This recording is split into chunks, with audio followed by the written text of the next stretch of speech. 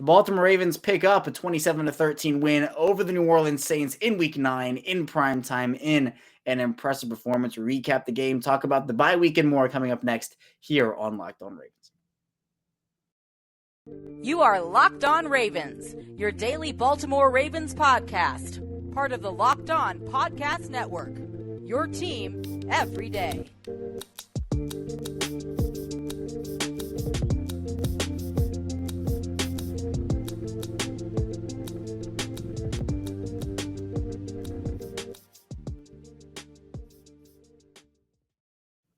And we return here with another episode of Locked On Ravens, your daily Baltimore Ravens podcast. I'm your host, Kevin Ostreicher of Ravens Wire. We are here on the Locked On Podcast Network, your team every day. Thank you so much for tuning in with us and making us your first listen of the day. We're free and available on all podcasting platforms, including on YouTube in video form. So if you're here with us on YouTube in video form, please consider subscribing and liking this video as well. If you're in audio form, so Apple Podcasts, Google Podcasts, Spotify, be sure to follow along. We put out daily Ravens content 5 days per week, same show, both audio and video. So if you want Ravens news, analysis, updates, and more, be sure to subscribe and follow along. And also, this podcast is sponsored by BetterHelp. It's not a crisis line. It's not self-help. It's professional therapy done securely online, available to people worldwide. And they have a special offer for Locked On Ravens listeners. Get 10% off of your first month at BetterHelp.com/locked on. And we are back here. It's Victory Tuesday. It sounds nice, right? A Victory Tuesday, and the vibes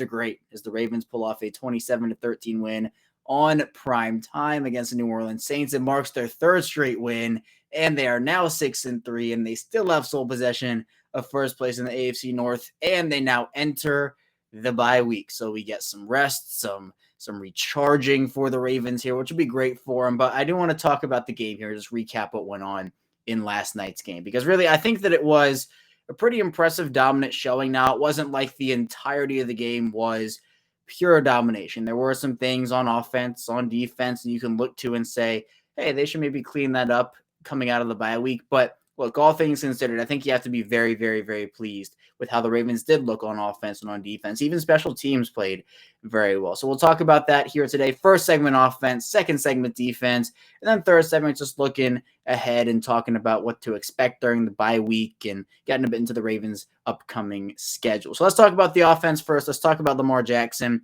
Jackson in this game, and I always start talking about Lamar Jackson, 12-22, passing 133 yards, 1 touchdown, no interceptions on the ground, 11 carries, 82 yards, and no scores there. So it wasn't like Jackson had this amazing statistical performance here, but I think he got the job done. Now, there were a couple of instances definitely where he either overthrew or didn't connect through behind open receivers, and he looked frustrated. He talked about it in his post-game interview where he said he missed DeMarcus Robinson a couple times, which he did. He missed Isaiah Likely on not necessarily a deep ball, but he kind of floated it a little too far, and I think Likely would have kept running for a really long time there. So again, it's just trying to time up these connections. I know the accuracy, especially, you can go back to the Cincinnati game where he missed 2 wide open touchdowns in a span of 3 plays, I think it was. So there have been a tiny bit of accuracy issues here and there with Lamar Jackson after the first 3 weeks where we saw his MVP caliber,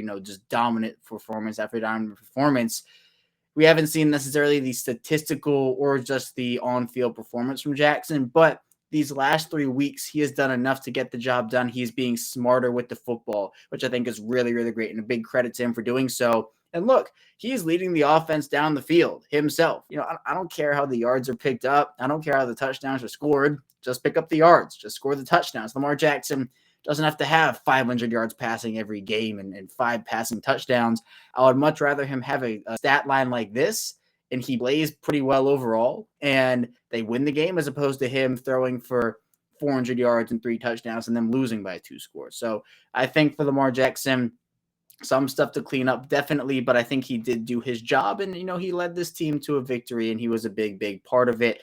On the ground, though, the Ravens, again, a dominant performance on the ground. Overall, 40 carries compared to those 22 pass attempts.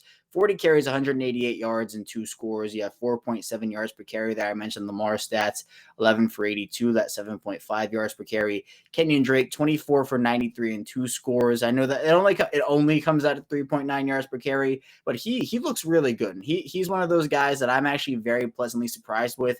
Early in the season, was I think trying to figure out his role in this offense, figure out his fit in the offense. He plays with a lot of burst now. His cuts are electric. He's someone who has a lot of burst and a lot of juice, and I'm really impressed with what Kenyan Drake has brought to the table here over these last handful of games. Justice Hill, 4 for 11, and Patrick Ricard, obviously here, 1 for 2. And I think on those 2 touchdown drives the Ravens had earlier in the game, those were the Ravens. That was the Raven way, as people call it, right? The 11 plays, 76 yards, 7 minutes and 2 seconds. Then 12 plays, 81 yards, 7 minutes and 5 seconds. Those clock controlling, clock chewing plays where the Ravens, again, they again dominated the time of possession, holding the ball for almost, actually it was over. No, it was almost 20 minutes more than the Saints. It was about 15. The Ravens held the ball for 37 minutes, 47 seconds, and the Saints held the ball for 22 minutes, 13 seconds. So my quick math was not my friend just now. But regardless, the Ravens, they dominated time of possession. Again, after holding the ball for almost 20 minutes more than Tampa Bay, they held the ball for 15 minutes more than the Saints. Another key offensive stat before we get into the actual pass catching stats, the Ravens went 9 of 15 on third down. That's really, really, really good. The Saints, on the other hand, only went 3 for 11. We'll talk about that in the second segment with the defense. But going 9 for 15 on third down, 1, it extends the drive. 2, it gives your offense confidence. 3, it puts you in position to score, whether it is a field goal, whether it is a touchdown. Converting on third down also keeps the momentum with you. You continue pushing the ball down the field. You tire out the opposing defense. It's why the give and take of the third down game, I think, is actually very, very important.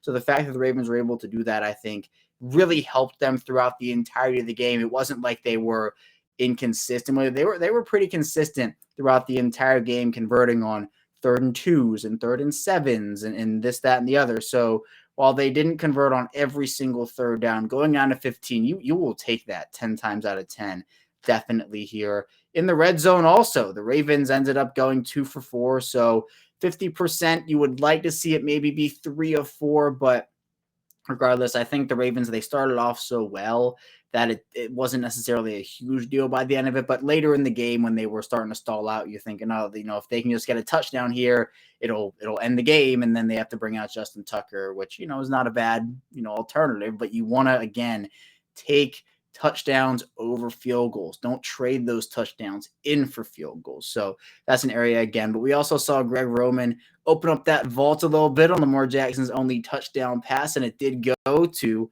Isaiah Likely, who was stepping in for Mark Andrews. Obviously, Likely only had that one catch in the game. It was a 24-yard touchdown. It came very early in the game, and actually Isaiah Likely still led the Ravens in yards. He had 1 for 24 in a score. But you have Lamar Jackson kind of rolling out a little bit. It really looks like he's going to run the ball, but you kind of knew he was slowing up, and I'm thinking, oh, he's going to throw this one, isn't he? And Likely, it was easy pitch and catch for those two for a score. So good on them for doing that. James Prochet, 2 for 22. Josh Oliver, 1 for 19. Deshaun Jackson getting involved, 1 for 16, although he did injure his hamstring in the game and was forced out. Kenyan Drake, 2 for 16. Demarcus Robinson, 1 for 12. Justice Hill, 1 for 8. Mike Davis, 1 for 7. Devin Duvernay, 1 for 5. And Patrick Ricard, 1 for 4. So a lot of ones in there, but Lamar Jackson spreading the football around. No player in this game had more than 5 targets, and it was Isaiah Likely with those 5. Demarcus Robinson had the 4, but then it's 2, 2, 2, 2, 1, 1, 1, 1. So good on Lamar Jackson for spreading the football out and not necessarily force-feeding any one player too much. I know sometimes, look, with Mark Andrews, he's your best pass catcher by far. You want to feed him the ball. You want to get the ball in his hands. But I think the connections we're seeing now with Lamar Jackson that he's pretty much being forced to establish. If some of these guys stick around here, they're going to have that connection that they're establishing right now. So overall, the Ravens, they had a good offensive performance. There was a little bit of, I'm not going to say controversy, but there was a little bit of animation, I would say, later in the game when the offense just could not get to the line and just could not snap the ball. they could have had multiple delay of game penalties, and they kind of fell apart in the red zone on one of those drives. And Lamar Jackson, very animated, spikes the football, starts yelling, and he's passionate, he's competitive. And Ronnie Stanley comes over, kind of calms him down. They have a little animated exchange. You can't say this team doesn't have heart. We'll talk about it, but they have a lot of heart.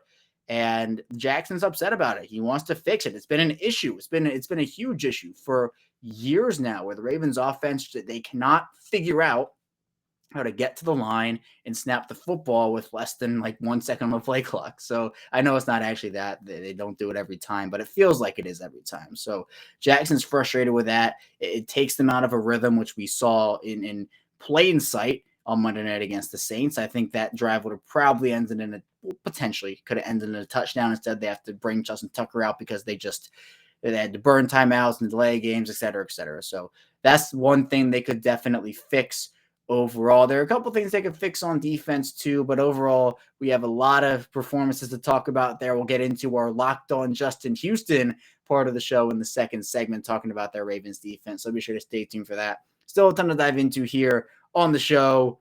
This show is sponsored by BetterHelp Therapy Online. And look, sometimes I wish that life came with a user manual, but unfortunately, life does not come with that user manual. So when it's not working for you, it is normal to feel stuck. And sometimes when you do feel stuck, therapy can help. And therapists are trained to help you figure out the cause of challenging emotions and learn productive coping skills, which makes therapy the closest thing to a guided tour of the complex engine called You. And for BetterHelp, they've connected over 3 million people with licensed therapists. It's convenient, secure, and accessible anywhere, 100% online. And there are a ton of benefits to therapy, such as learning coping skills, self-empowerment, deal with trauma, etc. And so many people really have benefited from it, and everyone deserves to feel their best. BetterHelp makes it easier to get started. As the world's largest therapy service, they've matched millions of people with professionally licensed and vetted therapists, available 100% online. All the benefits of in-person therapy, plus more convenient, more accessible, and more affordable. You just fill out a brief questionnaire to match with a therapist. And if things aren't clicking, you can easily switch to a new therapist anytime. It really couldn't be simpler. There are no waiting rooms. There's no traffic. There's no endless searching for the right therapist. Get unstuck with BetterHelp. Learn more and save 10% off your first month at betterhelp.com/lockedon. That's betterhelp.com/lockedon. And we are back here, our second segment of Locked On Ravens. Kevin Oestreicher, your host, still here with you again. Thank you so much for tuning in with us, making us your first listen of the day. We're free and available on all platforms, including over on YouTube. And also be sure to subscribe on YouTube, follow along in audio form, and make your second listen Locked On Sports. Today, as Peter Bukowski goes through the biggest stories in sports. But let's now talk about the defensive performance here. And there are a lot of players that I could highlight, but I want to first talk about Justin Houston. Justin Houston, and this is, again, we're locked on Justin Houston. When Justin Houston left Kansas City, or when he was not let go, but he was looking for a new team in free agency a couple years ago after Kansas City. And look, I thought that it would be a great fit for the Ravens to go after him and try to get him on their team. I thought it would be a great fit in their defense, but he ends up going to the Colts. And we all know how much of a dominant player Houston was in Kansas City. I mean, for years and years and years, he was amazing there. And a lot of people, when he went to Indianapolis, kind of questioned, like, does he have it left in the tank? What can he do? Is he anything more than a situational pass rusher at this point? And he goes into Indianapolis in those 2 seasons. He's on a 2-year deal, had 11 sacks in the first season, 8 in the second season. So he was dominant there. So then when he's a free agent again, I was on here talking for a while. Spencer Schultz talked about it with me, a ton of people. I thought Justin Houston was the guy for them. They signed him. The sack numbers weren't necessarily there his first season. They're there now. They're there in his second season.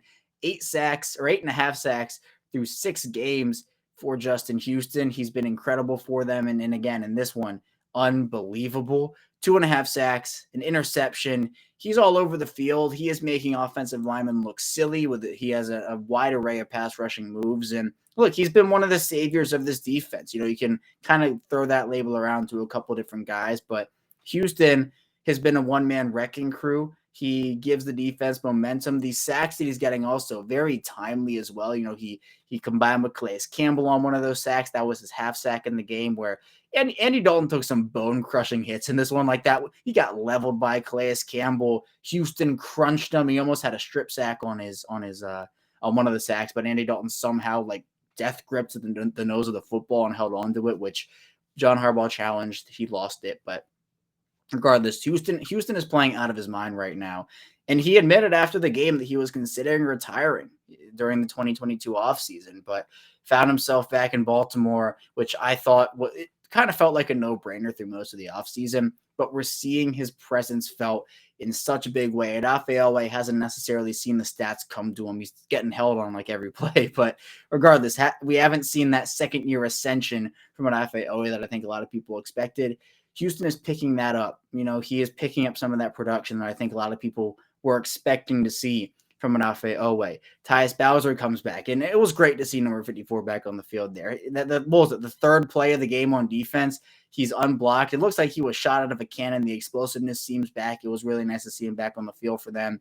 So the Ravens, it seems like, and it's kind of like a point that we'll talk more about in the final segment, but they continue to get pieces and get reinforcements back, which is really nice for him. But still, big shout out to Justin Houston, what he was able to do on Monday night, just a dominant performance, continuing a dominant season. Then you have Roquan Smith, the new inside linebacker, who he had 5 tackles and he was stuffing Alvin Kamara left and right. First possession of the game, I think it was, right? Yeah, he ended up having 2 straight stuffs on second and short and third and short, where he sticked him twice, and he was sticking him. He also had the play where he was one-on-one in coverage with Kamara, and he ended up tackling him. I think it was like a 1-yard gain or no gain or whatnot, where there was really no one left except for him. He's tasked one-on-one with him. Kamara breaks out, and Smith is step for step, stride for stride, and it's something we talked about here, and so many other people have talked about with Roquan Smith. When you're talking about just what he brings to the Ravens, high energy, super productive player, great tackler, and also he works in coverage very well, pursuit. I think we saw all of this on Monday night against the Saints, and he talked a bit after the game and talked a little bit about how he's going to try to just get up to speed with the playbook during the bye week, and when he does figure it out, it's going to be scary. And I agree with him. I seriously do agree with him. Him and Patrick Queen playing off each other looked very good. The early returns on that Roquan Smith deal through one game, obviously there is a lot more to kind of look at when you talk about the deal, but through one game, it does look very, very, very good for them. I mentioned in the first segment, the Ravens held the Saints to 3 of 11 on third down. That's great. It's great. They did go 1-on-1 on fourth down, but regardless, the Ravens giving up just 3 third down conversions in 11 attempts. It's the exact opposite of what I talked about in the first segment, where while the Ravens were keeping the momentum, the Saints were giving it back to the Ravens on every single drive. Well, not every one, because they did convert 3. But if the Saints just convert here, they keep drives going. They can work down the field. But Baltimore played very sound defense. Another great game by Mike McDonald. I thought he had this defense very prepared going into this game. So I was impressed with the defense overall. The Ravens hold the Saints to 5.7 yards per pass, 5 yards per play. So Ravens and Saints pretty even in terms of yards per play. Baltimore had 4.9 compared to the 5 for the Saints. Yards per pass, Baltimore 5.2, New Orleans 5.7. Penalties, both teams had 5. Baltimore for 31, the Saints for 40. But Andy Dalton finished this one with 210 yards, a touchdown, and interception. But the key here, or at least one of them, was the ground game. I talked about Roquan Smith and his impact there. Alvin Kamara, 9 for 30. Dwayne Washington, 3 for 7. Taysom Hill, 1 for 6. Andy Dalton, 2 for 5. That adds up to 15 carries for 48 yards. That's 3.2 yards per carry. The Ravens eliminated that early, and a lot of Saints people have talked about why wasn't Taysom Hill involved more. They should have involved him more early, but the Ravens took him out of it so quickly. The Ravens had to force the Saints into a different game script, and so Taysom Hill didn't really get the run that a lot of Saints folks wanted him to get, where you want to establish that early, but Baltimore took him out of it so quickly, Hill didn't really get the opportunity to perform the way that he wanted to. Chris Olave, 6 for 71. He's a stud. He's going to be good for so long. Juwan Johnson. Let's talk about Juwan Johnson, and not necessarily Juwan Johnson, but Juwan Johnson had 2 catches, 42 yards, and a score. But the score is the key part here, because the Ravens late in the game, obviously, guys are all right. We're winning the game. What's the playing going to be like? Bye week is here. And the Ravens give up a 41-yard touchdown, I believe it was. Yep, 41 yards. Johnson had 1 catch, 1 yard before this, where he picks up a first down, and Marcus Peters has him on the sideline. He looks to be working at the ball, and then Peters kind of lets him go a little bit, and Johnson keeps running, looks like he's out of bounds, looks like he steps out. So Chuck Clark points at this. Chuck Clark is right there where, Chuck Clark could shove him or push him or whatnot, and he'd go out.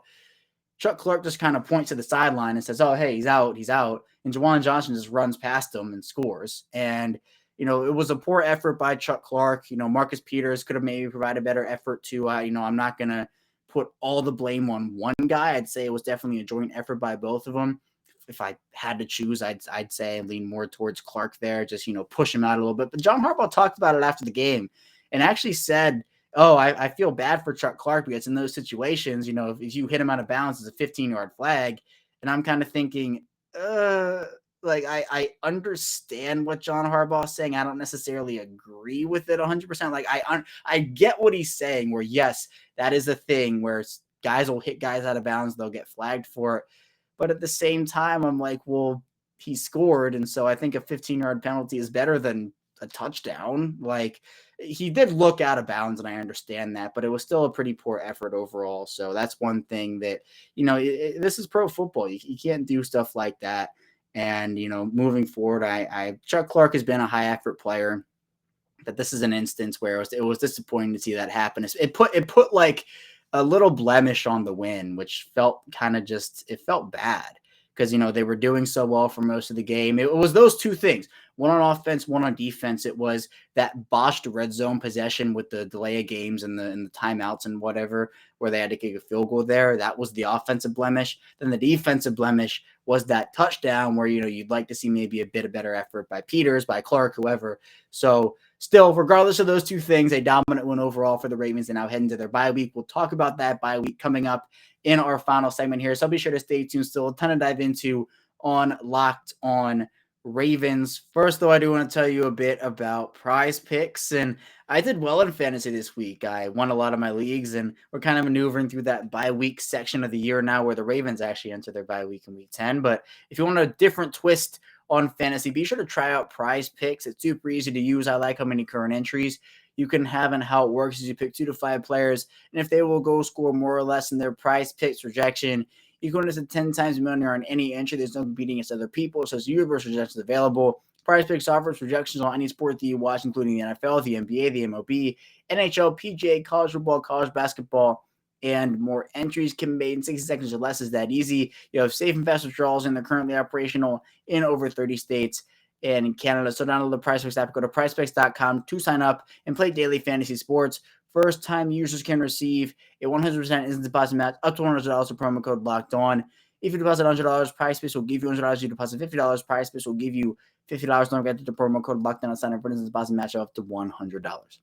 We're back here, our final segment of Locked On Ravens. Kevin Ostreicher still here with you. The Ravens 27-13 win over the New Orleans Saints in week 9, 6-3, heading into the bye week. Feeling good. The vibes are great. And I honestly, I really wanted them to win this game. I wanted them to win every game, obviously, but I really wanted them to win this game because it would have really stunk talking about a disappointing loss after building so much momentum. You have to talk about it for 2 weeks. But on the opposite side of that, they did win. So that means we get to talk a lot about the momentum continuing, the success they've had over these past 3 weeks, what the hope factor is for this team moving forward. And it's exciting now. It's kind of definitely like 2 different moods with loss and win. But luckily, the Ravens did win. They're on that win streak now. And that's big. A 3-game win streak heading into the bye week, confidence-wise, gives a lot of guys confidence, most definitely. And I think for a team that had struggled with inconsistency early in the season,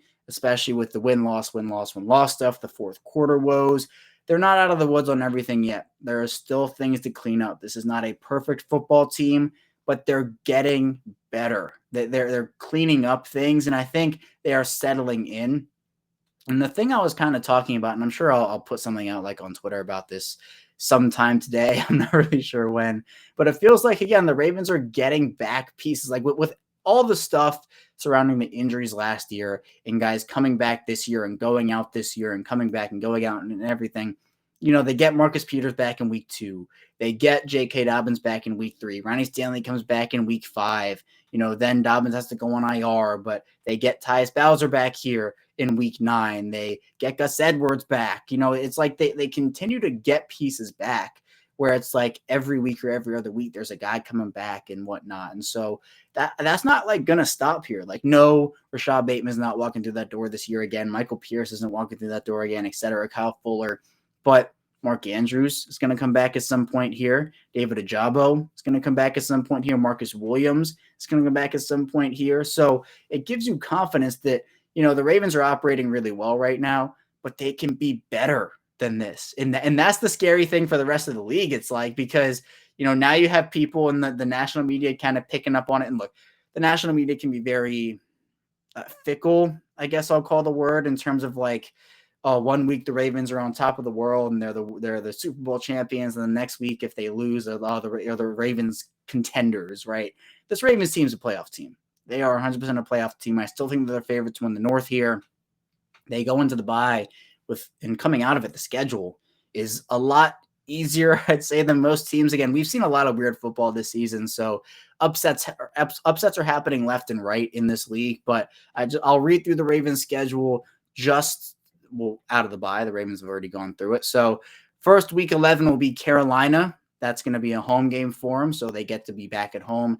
Week 12 is going to be at Jacksonville for them. Week 13 is home against Denver. Week 14 is at Pittsburgh. Week 15 is at Cleveland. Week 16, Atlanta at home. Week 17, Pittsburgh at home. And week 18 is Bengals away. So for me personally, I see 2 losses.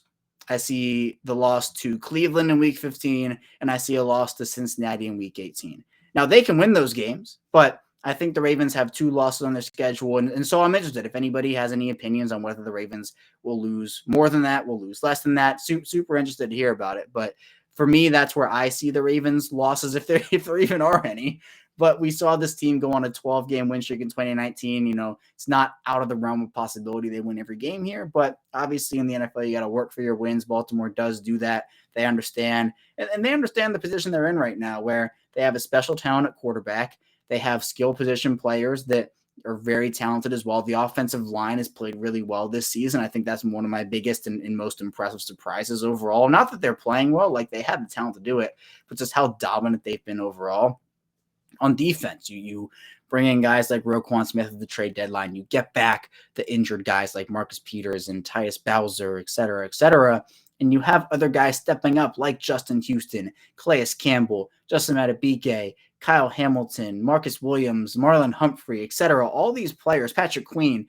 Now, I would still love to see a dominant first quarter to fourth quarter win where there are like no blemishes. And how hard is that? It's really hard because obviously there's no perfect game of football. Is every play going to be a good play for the Ravens in one game? No, it's just not realistic. But if you can have a dominant win, like I go back to week 6 last year against the Chargers, where that was a dominant win against a really good team. I think the Saints are a good team. Now, Andy Dalton is not, the best quarterback in the league. I think Jameis should be starting over there. But regardless, I think that the Ravens still put together a performance against a team that has a lot of talented playmakers. The Saints are injured right now. The Ravens are injured.